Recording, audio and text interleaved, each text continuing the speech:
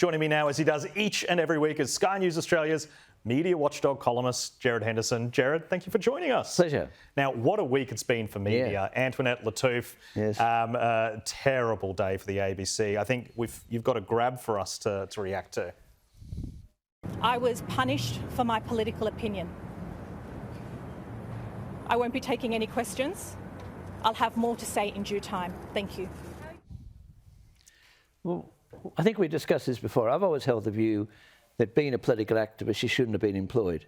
She was employed as a casual for 5 days and they dismissed her after 3. I never thought she should have been dismissed. Completely agree. They could have waited 2 days, and the way it was done was very unprofessional. Completely agree. I completely agree with the judge's verdict on this, but what's got to be considered here is how the ABC runs things. They've got a legal department of about 30 people. That's very large. They get into these legal battles, they lose many of them.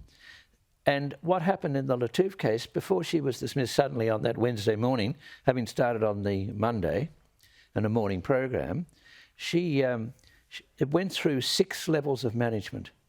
So 6 people were involved in the decision-making, from the chair to the managing director to the content editor and others, which is an extraordinary bureaucracy. No wonder the whole thing's bungled. So then they had a panic. Why you'd have a panic when you're 3 days into a 5-day contract with someone you don't want to engage further, it can't be understood. Well, it's so incompetent. Anyone who's managed people or dealt with controversies or dealt with staffing matters knows that was the complete wrong way. And the judge, I agree, was completely right to point it out. None of them are with the ABC anymore because they're all incompetent, each more incompetent than the last, the further up the chain you go. Yeah.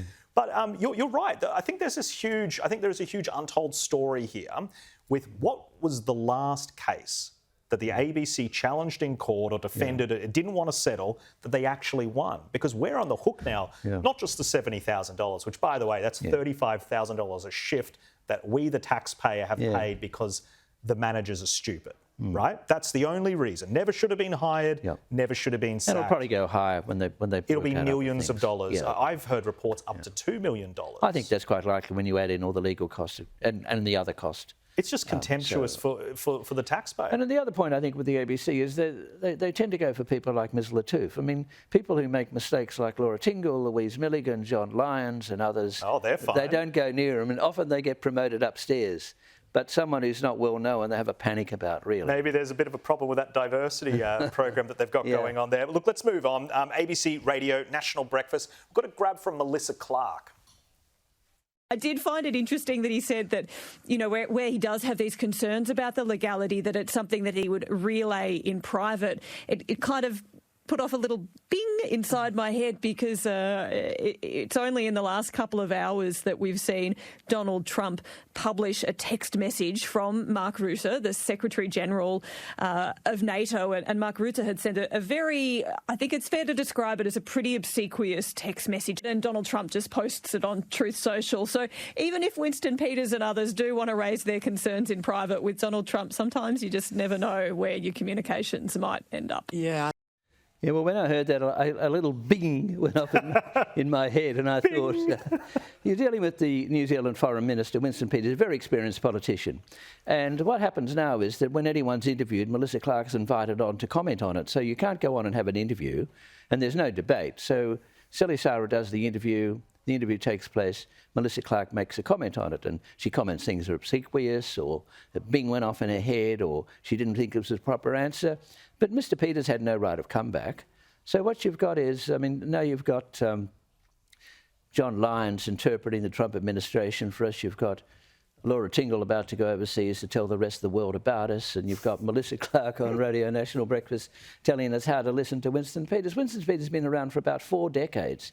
He's a very experienced politician. People who follow politics in New Zealand know exactly what he's on about.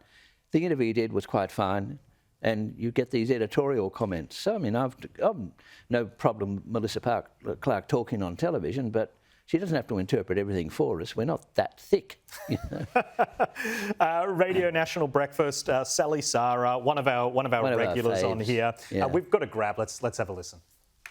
Finally, the opposition leader, Susan Lee, gave her first major speech at the Press Club yesterday after the federal election and is talking about having a fresh approach and doing things differently. Have you noticed a shift in the opposition's approach since the election? Well, time will tell, I guess, and I think we'll just have to wait and see whether, what the rhetoric actually is matched by action.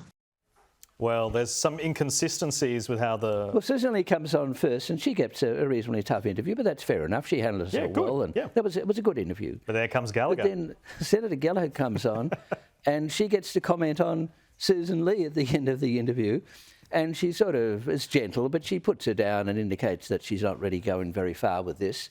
And she's entitled to say that, but then by then Susan Lee's out the door in Canberra or wherever it was done, and there's no right of reply to what Senator Gallagher said. So once again, there's just a lack of balance and professionalism in it. We don't you don't need to ask that final question. You could always ask something from which the senator is actually responsible for. Yeah, definitely. Be a good idea. One more grab. ABC radio host Patricia Karlovelis. She's weighing into that controversial Tucker Carlson interview. Yeah. Let's have a listen.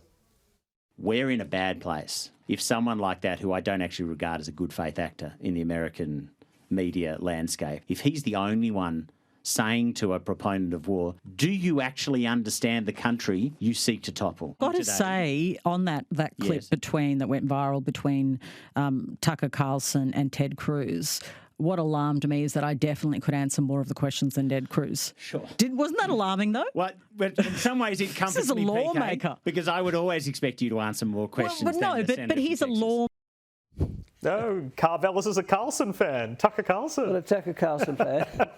and she gets this sort of opportunity to say what she wants to say. But what's missing there was this reference that I should have mentioned earlier, this reference, or there's flattery, and then followed by this reference to the American South. Now, Raph Epstein's comment there is very snobbish. What he's basically saying that any senator from the American South, presumably Democrat or Republican, like Ted Cruz is a Republican, doesn't know anything. Ted Cruz is a highly skilled politician. He's a well-qualified lawyer. He knows a lot. And they've got Raph Epstein having a go at him for no particular reason except he doesn't like his views. And Patricia Karlovelis saying she knows more than he does. Well, the issue was whether Iran had 10 million or 90 million people. Yeah. No, there was 90 million, and Ted Cruz went for 10. That's not the issue. Yeah, he didn't know. He didn't know. How Yeah, but the issue was, did they have a nuclear capacity? Yeah. That's the issue, not how many people live there. I mean, it could be a real problem with 5 million people if it had nuclear capacity.